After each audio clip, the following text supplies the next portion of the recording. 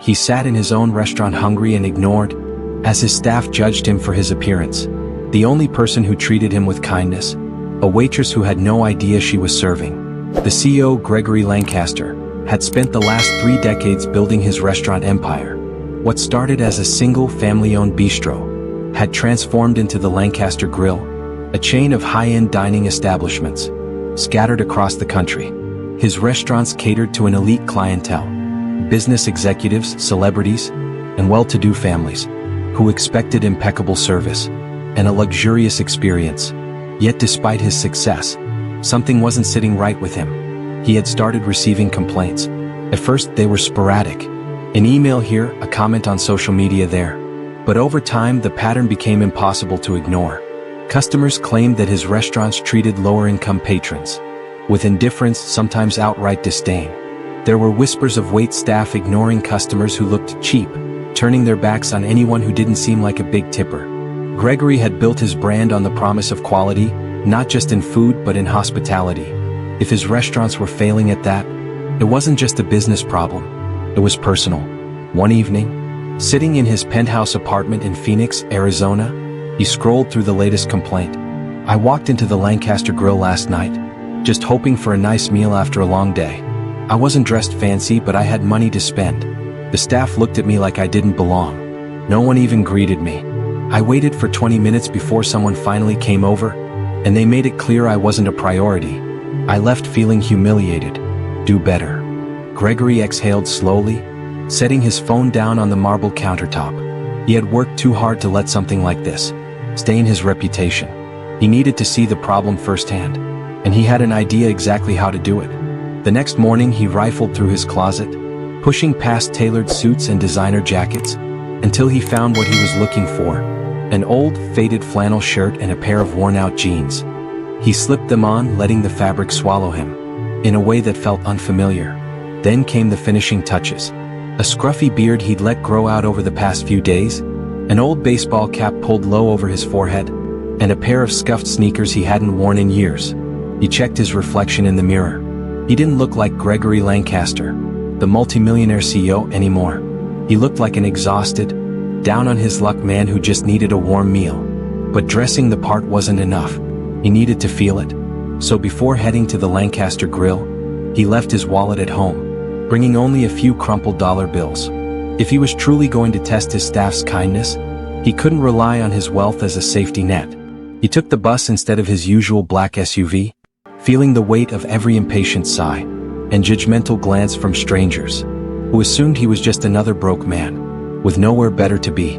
By the time he stepped off at the restaurant, the sun was beginning to set, casting a warm glow over the building's sleek, glass exterior. This was it. He adjusted his cap, took a deep breath, and pushed open the doors to his own restaurant, but this time as a nobody. But what happened next was something he never saw coming. As soon as Gregory stepped inside, the shift in atmosphere was immediate. The Lancaster Grill was everything a high-end restaurant was supposed to be. Elegant lighting, sleek black and gold decor, and the faint aroma of seared steak and truffle butter wafting through the air. Waiters in crisp uniforms moved with practiced precision, balancing plates of gourmet dishes and wine glasses, filled to perfection. But something else hung in the air, a kind of unspoken hierarchy. Gregory hesitated near the entrance, watching the way the staff interacted with the patrons. A well-dressed couple was greeted with warm smiles and ushered to a table almost immediately. A man in a tailored suit barely had to say a word before a waiter pulled out his chair and placed a menu in front of him. Gregory, on the other hand, was met with something very different. A blonde hostess, likely in her mid-20s, glanced at him over her podium. Her eyes flicked from his faded shirt to his scuffed shoes. She didn't smile, didn't greet him, just barely parted her lips to say, "Can I help you?" in a tone that made it clear she wasn't in the mood. Gregory nodded. "Just looking for a meal." The hostess arched a perfectly groomed brow. "Do you have a reservation?" He almost laughed. He knew the reservation book was full for the night, but he also knew that VIPs and generous tippers never seemed to have trouble getting a table. He decided to play along. "No," he admitted, "but I was hoping you had something open." She sighed, tapping at the screen in front of her. With a fingernail painted a deep, glossy red, It's going to be at least an hour. Gregory glanced around. He could see at least 3 empty tables. Tables he knew from experience were always left open for walk-ins who looked like they could afford it. Before he could say anything, a deep voice cut in. "I got it, Jessica." Gregory turned. A tall, broad-shouldered man in a pressed button-up stood behind the podium, arms crossed. His name tag read Manager Stephen Callow. Jessica, the hostess, stepped aside, relieved to let her boss handle it. Stephen gave Gregory a once-over, then plastered on a polite but hollow smile. "Sir, as my hostess mentioned, we're at full capacity tonight. I suggest checking one of the other restaurants in the area." Gregory held his ground. "I don't mind waiting." Stephen's jaw tensed. There was a flicker of something in his expression. Annoyance, maybe even disgust. "Sir, we have a certain atmosphere here. Most of our guests come here for a particular kind of experience. If you're looking for something more casual, there's a diner a few blocks down there." It was the dismissal. He had expected something like this, but feeling it firsthand was something else entirely. Gregory took a slow breath, keeping his expression neutral. He wasn't going to argue. He wasn't going to pull rank. He was here to observe, to let them dig their own graves. Before Stephen could insist he leave, a new voice cut through the conversation. "I can take him." Gregory turned, and for the first time that evening, he saw a genuine smile. She was young, maybe mid-20s, with warm brown skin and dark, expressive eyes. Her uniform was neatly pressed, but there was a tiredness in the way she carried herself, like someone who worked harder than she should, for less than she deserved. Stephen sighed, clearly irritated. "Jasmine, we don't have any." "The table by the window," she interrupted. "It's empty." Stephen's expression darkened, but Jasmine didn't flinch. She simply grabbed a menu, nodded for Gregory to follow, and led him past the glares and whispers of the other staff. But as Gregory took his seat, he had no idea just how far this kindness would go, or what it would cost her. Gregory sank into the chair by the window, feeling the weight of the evening settle over him. The dining room hummed with quiet conversation and the occasional clink of silverware, but at his table there was only silence. Jasmine set a menu in front of him, her expression warm but professional. "Can I get you something to drink?" Gregory glanced at the prices. He already knew them by heart, of course, but seeing them through the eyes of someone who might be counting every dollar hit differently. Even the cheapest glass of wine was more than what some people made in an hour. "Just water," he said, hesitating before adding, "if that's all right." Jasmine didn't flinch. She just nodded. "Of course." She disappeared for a moment, returning with a tall glass and setting it down gently. "Take your time with the menu. Let me know if you have any questions." Gregory wasn't sure what to say. He had walked into his own restaurant expecting to see its flaws, expecting to witness the cold indifference people had warned him about. But here was this waitress treating him like he mattered, like he belonged, even when everything about him screamed otherwise. He glanced around. Other servers moved past his table without so much as a glance. They laughed with the well-dressed customers, poured wine with a flourish, leaned in attentively to take orders.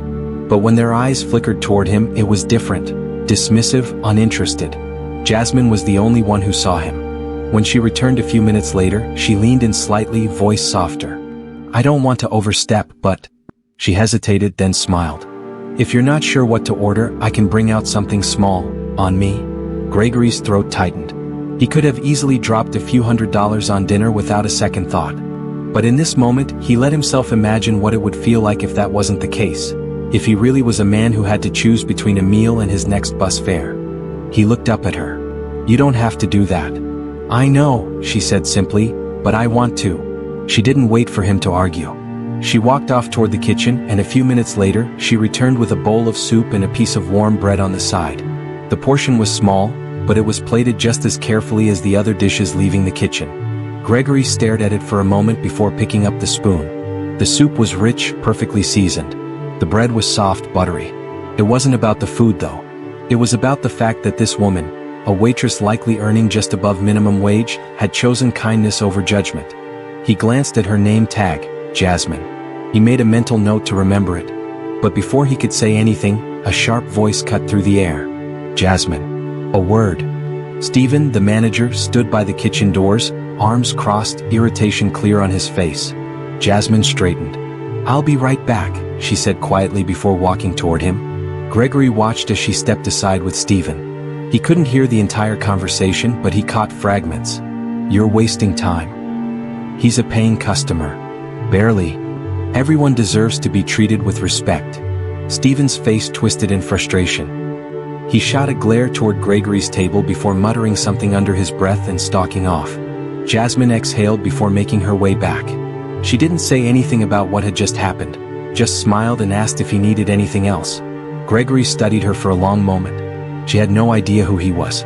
No idea that she had just defended the very man who had the power to change her life. But soon she was about to find out. Gregory could feel the shift in the air as Jasmine walked away. The kindness she had shown wasn't just unusual, it was unwelcome, at least to the people who ran this place. Stephen stood near the hostess podium, speaking in hushed tones with Jessica. Every so often, one of them would glance toward Gregory's table. He wasn't paranoid. He had been in enough high-powered business meetings to recognize when someone was being discussed. A few minutes later, Jasmine returned with a small plate of butter and extra bread. "Just in case you're still hungry," she said with a small smile. Before Gregory could thank her, a different waiter, one he hadn't seen before, appeared at the table. A young man with slick back hair and a forced grin. "Hey, sir," he said, barely masking his reluctance. "I just wanted to let you know that if you're planning to order an entree, we require payment up front for certain guests." The words were carefully chosen, but the message was clear. Gregory met the young man's eyes. "Certain guests." The waiter hesitated. "It's just a policy we have, sometimes." "No, it isn't." Jasmine cut in before she could stop herself. The waiter blinked, as if surprised she had the nerve to challenge him. "Excuse me?" Jasmine's jaw tightened. "We don't make people pay before they eat here." Gregory could see Stephen watching from across the restaurant, arms crossed, waiting to see how this played out. The young waiter shifted uncomfortably. "I was just following." "Let me guess," Gregory said, setting his spoon down. "You don't ask him to pay up front." He motioned toward a businessman in a tailored navy suit, sipping from a glass of expensive wine. Silence. The waiter didn't have a response. He looked toward Stephen for guidance, but the manager gave him a slight shake of the head, silent confirmation that he should just walk away. With a forced chuckle, the waiter muttered, "Forget it," and disappeared. Jasmine exhaled, then turned to Gregory. "I'm so sorry about that. That shouldn't have happened." Gregory didn't say anything right away. He just looked at her. He saw the exhaustion in her eyes, the way she carried herself like someone used to apologizing for things that weren't her fault. "How long have you worked here?" he asked. Jasmine hesitated, then sighed. "Almost 2 years." "And you like it?" She gave him a small smile. "I like the customers." That told him everything he needed to know. Before he could say anything else, Stephen appeared. He was smiling, but there was a sharpness in his expression. "Jasmine," he said in a voice laced with faux patience, "can I see you in my office?" Jasmine glanced at Gregory before nodding stiffly. "Of course." She followed Stephen toward the back of the restaurant, disappearing into a small hallway near the kitchen. Gregory sat still, gripping the edge of the table. He could hear the faint hum of conversation around him, the clinking of plates, the distant sizzle from the kitchen. But all he could focus on was what he had just seen, the way Jasmine was being treated for simply doing the right thing, the way she had to fight just to serve him a meal like any other customer. He knew what was happening in that office. Stephen was scolding her, maybe even threatening her job. Gregory clenched his jaw. This wasn't just an isolated incident, this was a culture problem.